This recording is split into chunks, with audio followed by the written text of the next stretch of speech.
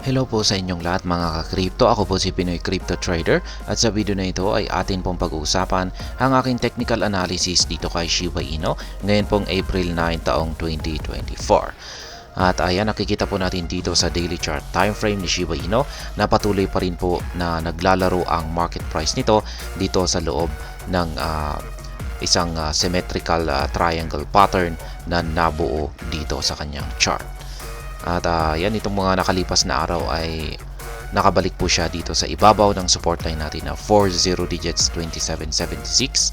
Pero mukhang naubos na po yung kanyang bullish momentum at mukhang ito ay mauuwi sa pagko-consolidate muna or pagsa-sideways.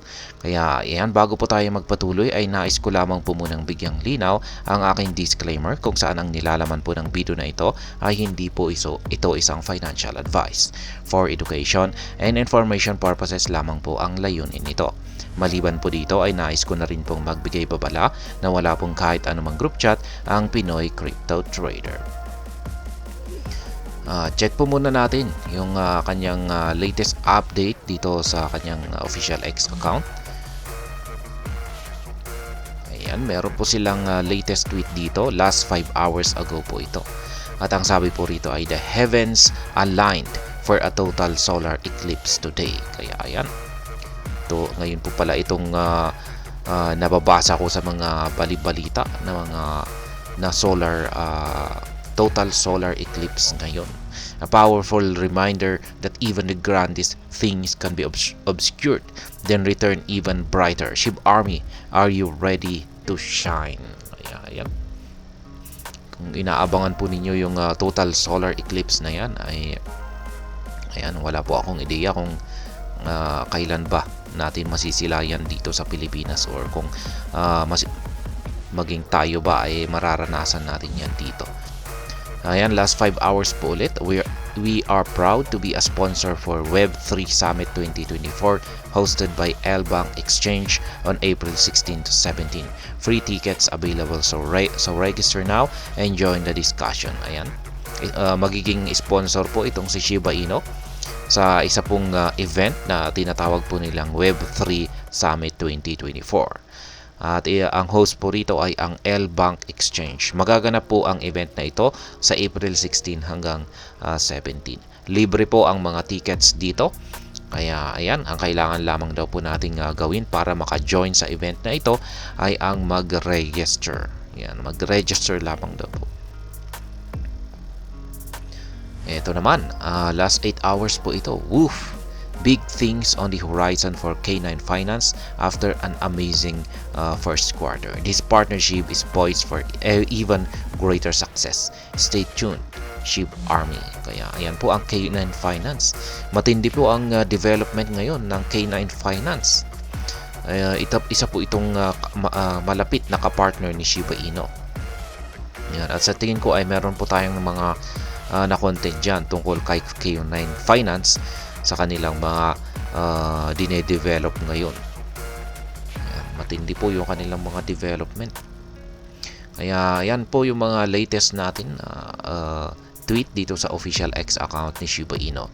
At balikan na po natin ang pagti-technical analysis dito sa daily chart time frame ni Shiba Inu. At yung nabuo pong candlestick natin kahapon ay isa po itong bullish candlestick. Yan, na nagpapakita po ng sinyales na magpapatuloy lamang sa pag-angat ang market price ni Shiba Inu. Yun nga lang at hindi po kasi sang-ayon yung ating dalawang indicators dito na Halswit indicator at saka ang QQE mode indicator. Pagdating po dito sa ating Halswit indicator ay mapapansin po natin na kulay red yung kanyang pangangatawan. At ayan, wala pong pagbabago sa kanyang sa sukat ng kanyang pangangatawan. Ibig pong sabihin ay isa po itong bearish signal. At ganun din po yung ating mga QQE bars dito, kulay red. Kapag kulay red yan ay bearish signal na rin po yan. Pero yung kahapon ay wala po tayong nabuo na QQE bar kahapon. Kaya ayan, ibig pong sabihin ay pantay lamang po yung persa ng mga bulls at saka mga bears. Kaya sinyalis po ito na malamang ay makakaranas po ng pagsa-sideways or consolidation ang market price ni Shiba Inu. Kaya yan po yung aking naging basihan kung bakit ko nasabi na may posibilidad na ito ay maglalaro sa ibabaw ng support line natin dito sa 40 digits 2776. Pero ayan, kung ikukumpara po natin yung kay Bitcoin, ay pagdating po kay Bitcoin, yan na ating na technical analysis kanina, ay nagkaroon siya ng breakout sa kanyang upper portion. Kaya mas mataas yung kanyang posibilidad na magpapatuloy si Bitcoin sa pag-angat nito. Kaya dahil dyan ay yan na rin po yung isang basihan natin na posibleng magkaroon na rin po ng breakout dito sa upper portion ni Shiba Inu. Kaya yan, check po natin yung chart nitong si Bitcoin. Yan, na technical analysis ko po ito kanina. Pero gusto ko lamang pong pakita na pagdating po dito sa symmetrical triangle ni Bitcoin ay nagkaroon po siya ng breakout dito sa kanyang upper portion. At alam naman po natin na itong si Shiba Inu ay correlated po siya. Napaka-correlated po niya dito kay Bitcoin. Kaya ayan. Kaya yan po ang aking naging basihan kung bakit ko nasabi na mukhang mas mataas ang posibilidad na dito po siya magkakaroon ng breakout. Ang hinihintayin lamang po natin ay yung ating dalawang indicators dito na magpakita ng bullish signal.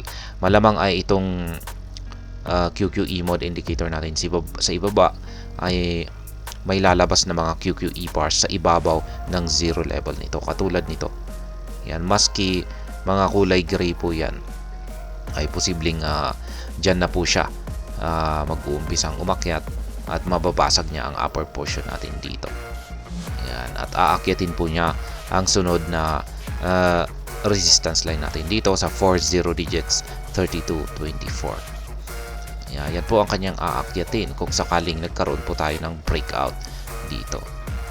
Ngayon, kung pag sumabay naman po yung mga indicators natin na nagpakita ng mga bullish na signal, ayan, bullish signal yung kanilang ipapakita, ay sa tingin ko ay mababasag na rin po ang resistance line natin dito sa 40 digits 3224 at malamang ay aakyatin niya ang sunod na resistance line naman natin dito sa 40 digits 3646. Kaya ayan, yung mga sa pagdating naman po sa pagti-trade natin, ay kung sakaling nagawa po niyang akyatin ito, yan, ay dapat na mag-take profit tayo dito. Pero wag naman lahat. Pa konti-konti po yung take profit natin dito.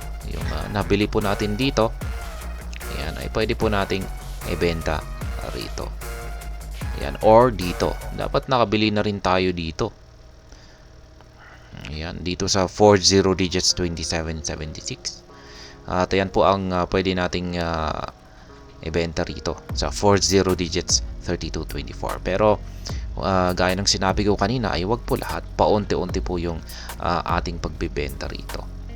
Ayan, para kung sakaling umakyat po siya sa mas mataas na resistance line dito, ay meron po tayong ibebenta dito. At ganun din, kung pag umakyat pa siya, ay at least meron pa ulit tayong mabibenta. Kaya yan po yung strategy natin. Kaya hindi po tayo nag-fully liquidate ng ating holdings dito kay Shiba Inu. Paunti-unti po yung ating pagti-take profit dito. Ayan po ang aking technical analysis update sa araw na ito dito kay Shiba Inu. At hanggang dito na lamang po tayo sa video na ito, mga ka-crypto. Sana po ay inyong nagustuhan ang aking paliwanag sa video na ito. Kung inyo po itong nagustuhan, pag-click lamang po ang like button nito. Para naman po sa mga bago lamang dito, kayo po ay aking inaanyayahan para mag-subscribe. Pag-click na rin po ang bell icon nito dahil ito po ang siya magsisilbing notification nito sa mga bagong videos na akin pong upload sa aking YouTube channel na ito. Marami pong salamat sa panunood. Ingat po tayo lagi at God bless po sa ating lahat.